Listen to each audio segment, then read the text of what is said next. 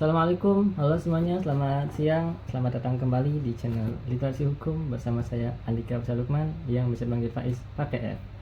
Nah, ini adalah video kedua saya belajar ngomong di depan kamera. Nah, buat teman-teman yang belum nonton video yang pertama, nggak usah nonton ya, karena di hari pertama itu saya membuat video sekitar berdurasi 40 menit ya. Itu terlalu panjang kalau ini menurut saya ya. Jadi kalian tidak usah menontonnya, cukup di sini saja. Dan poin pentingnya itu di hari pertama saya perkenalan diri, nama saya Andika, dan tujuan saya membuat video-video seperti ini adalah ingin meningkatkan skill dalam komunikasi saya, dalam public speaking saya, dan lancar ngomong di depan kamera. Kemudian yang kedua, berharap agar siapapun yang menonton video ini adalah termotivasi juga untuk semangat dalam membaca buku. Nah, itu adalah tujuan saya membuat channel ini, ada dua.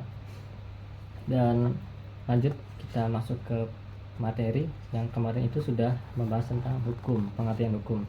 Apa sih hukum, apa saja unsur terpentingnya, ciri-cirinya, dan sifatnya apa gitu. Nah, nanti kita bahas hukum itu apa gitu. Nah, minimal dalam buku ini itu ada 3 unsur. Hukum itu ada kewenangan, kemudian kewajiban beserta hak imbalannya, dan unsur yang ketiga adalah larangan. Itu menurut CST Kansil. Itu menurut Hazairi. Nah, kemudian menurut CST Kansil, hukum itu mempunyai 2 ciri-ciri. Ciri yang pertama itu adanya perintah dan atau larangan, dan yang kedua perintah dan atau larangan itu ditaati. Kemudian sifat hukum itu apa sih gitu? Ada 2, sifat hukum itu mengatur dan memaksa. Mengatur di sini adalah mengatur kehidupan bermasyarakat, dan yang dimaksud memaksa adalah ada sanksi jika yang melanggarnya lah, seperti itu singkatnya. Nah, lalu apa sih hukum itu secara singkatnya gitu ya. Jadi gini, dalam buku ini banyak sekali pendapat-pendapat dan tentunya berbeda-beda, namun yang mudah dipahami adalah hukum itu seperti ini. Hukum adalah seperangkat peraturan yang biasanya dituangkan dalam dokumen tertulis. Nah, yaitu dokumen tertulis tersebut disebut peraturan perundang-undangan. Oke. Ya, kita lanjut ya. Kita lanjut bacanya. Ini baru mulai, video yang kedua ini baru mulai di sini. Kalau yang sebelumnya itu hanya penjelasan dari video yang pertama. Baik. Kita mulai ya video yang kedua. Tanggal 16 Januari jam 2:37. Bismillah. Kemudian, untuk menjamin keseimbangan hubungan antar anggota masyarakat, maka diperlukan aturan hukum yang diadakan atas kehendak dan keinsafan setiap anggota masyarakat. Hal ini mengingat pada sifat peraturan hukum yang mengatur dan memaksa berkemungkinan memunculkan ketidakseimbangan. Oleh karena itu, setiap hubungan kemasyarakatan tidak boleh bertentangan dengan ketentuan-ketentuan dalam peraturan hukum yang ada dan berlaku di masyarakat. Supaya peraturan-peraturan hukum itu tetap terjaga dan dapat berlangsung serta terus diterima oleh seluruh anggota masyarakat, maka peraturan hukum yang ada harus sesuai dan tidak boleh bertentangan dengan asas-asas keadilan dari masyarakat itu sendiri. Dengan demikian, hukum harus dapat menjamin terlaksana hukum dan harus pula bersendikan pada asas-asas keadilan dan masyarakat tersebut. Berkenaan dengan tujuan hukum, kita mengenal beberapa pendapat sarjana hukum. Di antaranya ada Metrokusumo 2009 yang menyebutkan 3 unsur cita hukum yang harus ada secara proporsional, yaitu yang pertama kepastian hukum, dan yang kedua keadilan, dan yang ketiga kemanfaatan. Cita hukum tersebut merupakan satu kesatuan, tidak bisa dipisahkan satu persatu.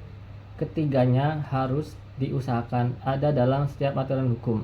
Dalam pelaksanaannya, ketiga unsur cita hukum tersebut saling membutuhkan.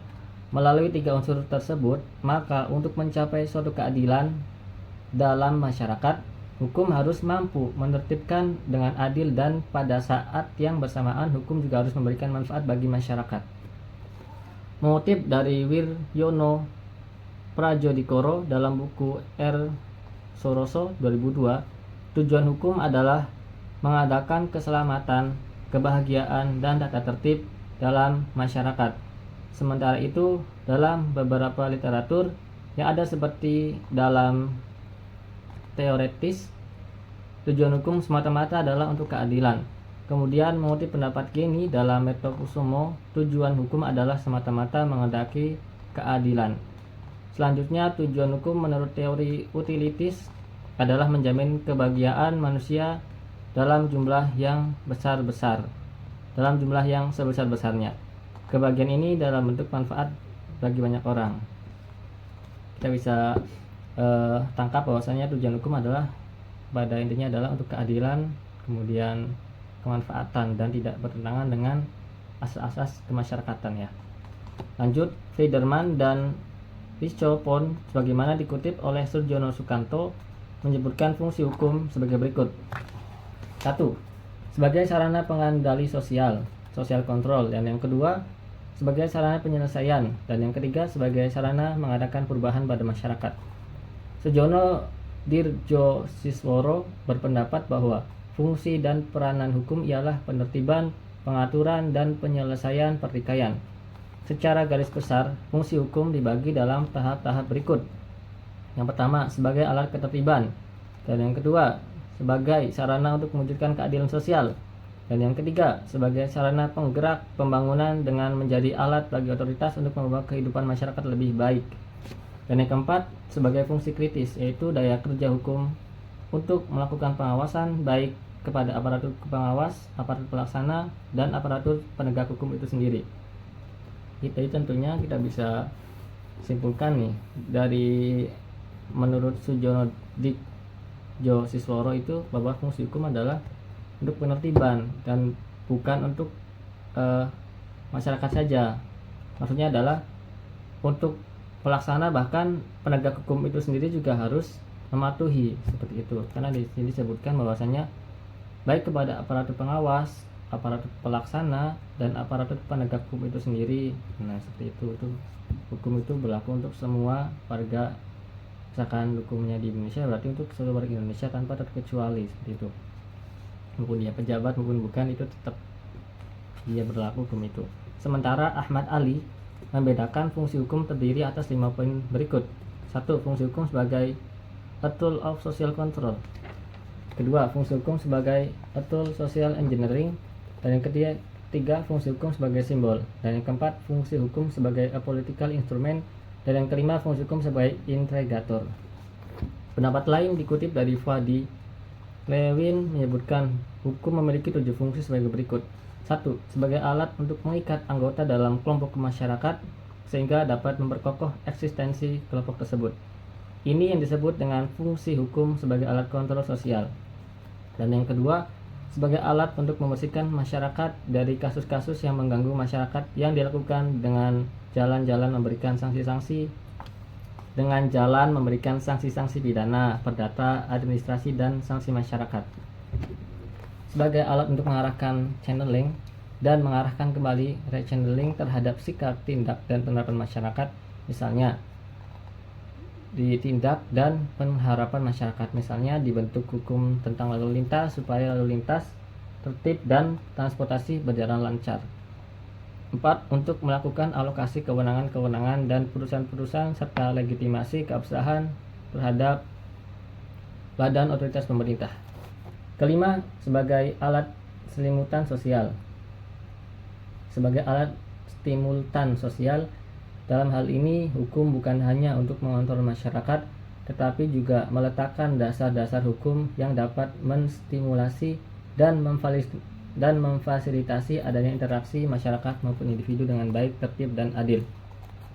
Yang keenam, memproduksi tukang-tukang craft masyarakat, dan dalam hal ini para profesional di bidang hukum seperti advokat, hakim, jaksa, dosen, polisi, anggota parlemen, dan lain-lain yang mengerjakan pekerjaan khusus dan spesifik untuk mencapai kepentingan masyarakat yang lebih baik.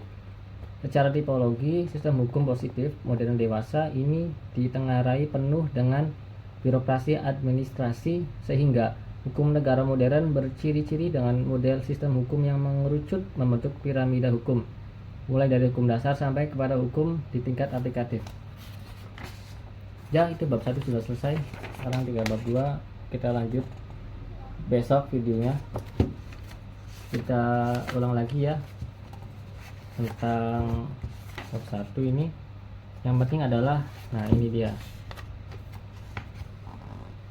Menurut Mertokusumo itu cita hukum itu ada tiga unsur cita hukum.